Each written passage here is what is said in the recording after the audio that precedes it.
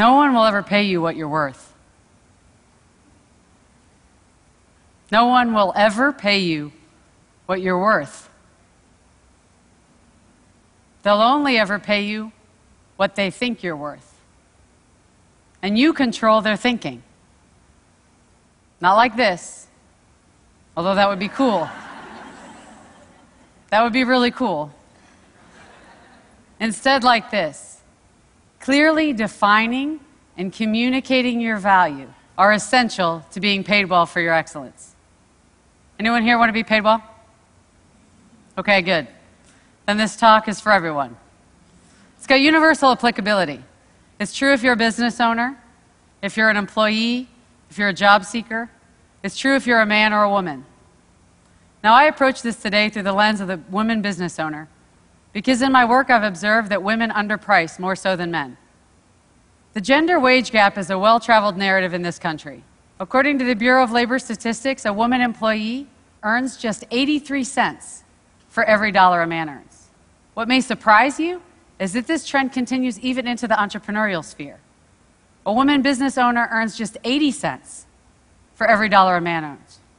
In my work, I've often heard women express that they're uncomfortable communicating their value, especially early on in business ownership. They say things like, I don't like to toot my own horn. I'd rather let the work speak for itself. I don't like to sing my own praises.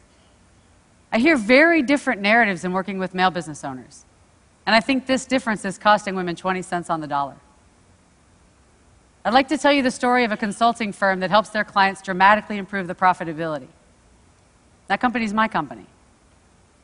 After my first year in business, I saw the profit increases that my clients were realizing in working with me. And I realized that I needed to reevaluate my pricing. I was really underpriced relative to the value I was delivering.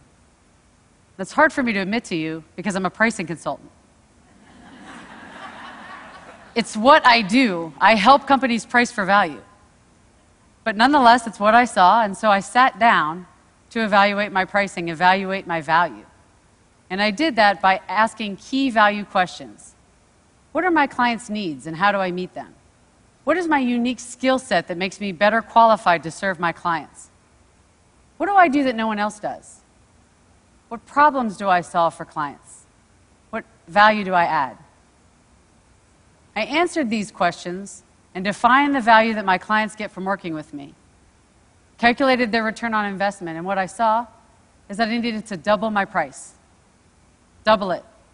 Now, I confess to you that this terrified me.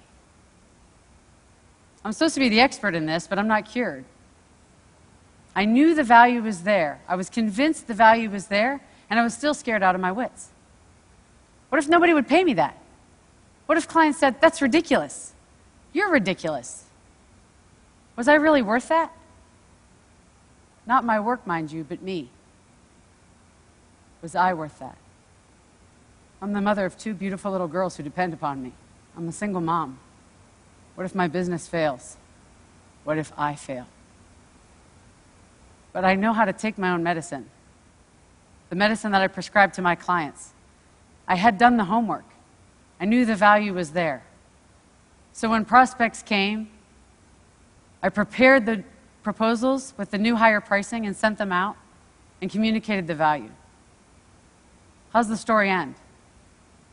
Clients continued to hire me and refer me and recommend me, and I'm still here.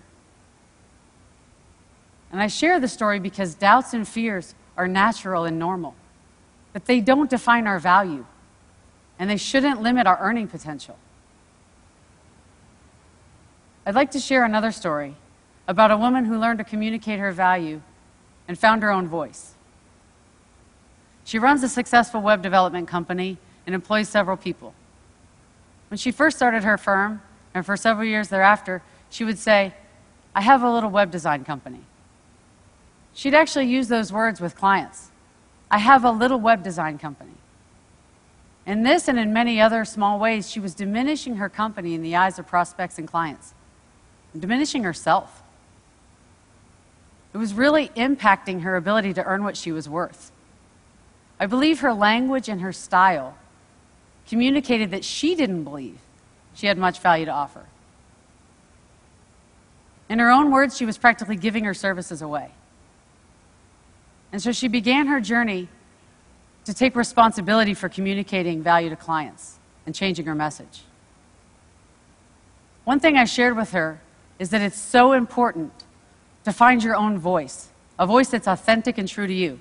Don't try to channel your sister-in-law just because she's a great salesperson or your neighbor who tells a great joke if that's not who you are. Give up this notion that it's tooting your own horn. Make it about the other party.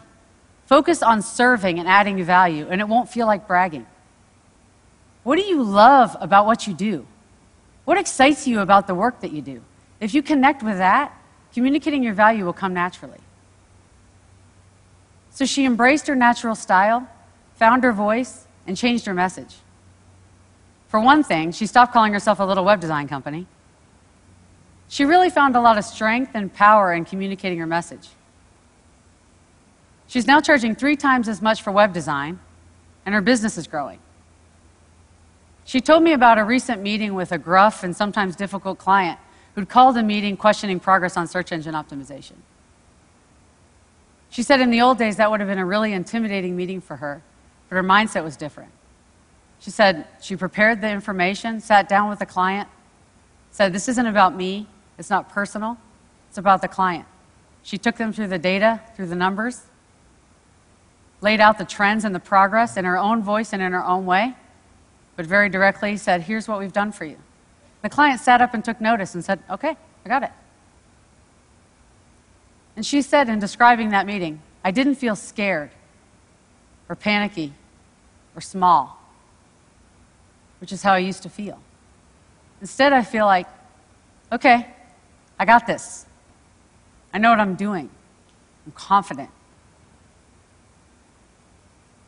Being properly valued is so important. And you can hear in this story that the implications range far beyond just finances into the realm of self-respect and self-confidence.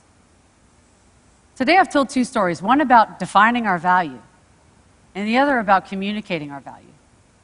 And these are the 2 elements to realizing our full earning potential. That's the equation. And if you're sitting in the audience today and you're not being paid what you're worth, I'd like to welcome you into this equation. Just imagine what life could be like, how much more we could do, how much more we could give back, how much more we could plan for the future, how validated and respected we would feel if we could earn our full potential, realize our full value. No one will ever pay you what you're worth.